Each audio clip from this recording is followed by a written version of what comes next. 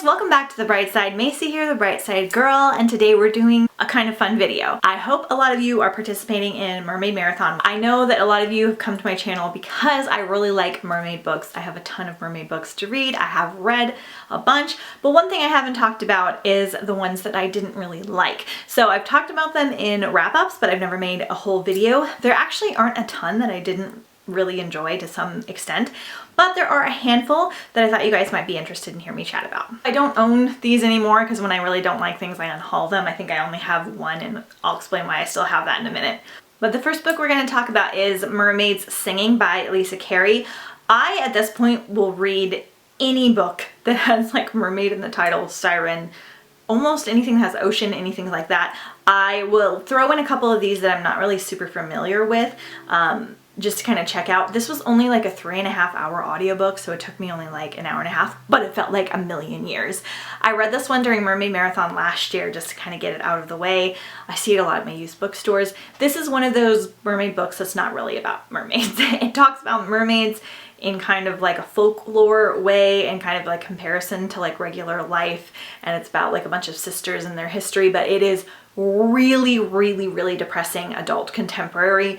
Do not recommend it at all. It has really bad reviews on Goodreads as well, but it was something that I kind of get out of the way really quickly, and now I can say I've read it and I don't recommend. Next up is going to be The Forbidden Sea by Sheila A. Nielsen. This one I actually gave 3 stars. I've actually read this twice back when I was first reading mermaid books.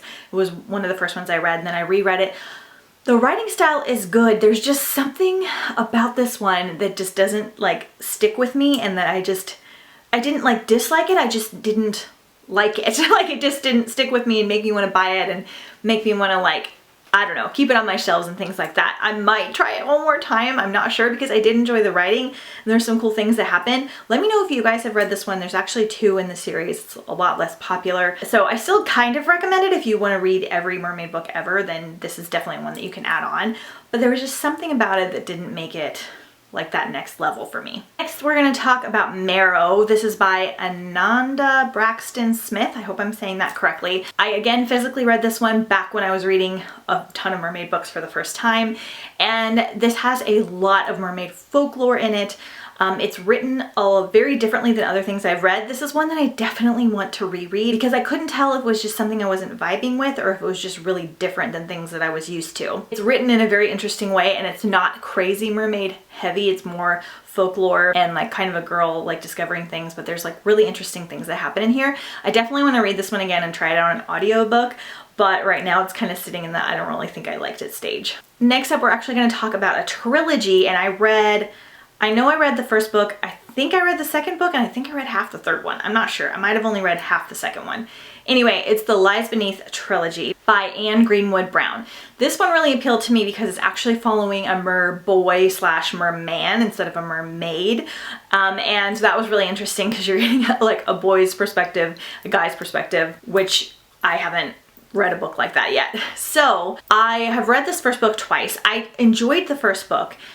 And then I read it again via audiobook because I wanted to continue on with the series. The main character is very unlikable, and so that one was kind of like hard for me to get through, but I kind of liked some aspects, and then the ending has a really good cliffhanger, so I read the second book. But then all of the characters kind of became unlikable, and there was like this really weird twist that happened that I didn't enjoy, and so I just decided to DNF it, and I was just like, you know, I'm kind of like really struggling to get through this. I've read the first book twice.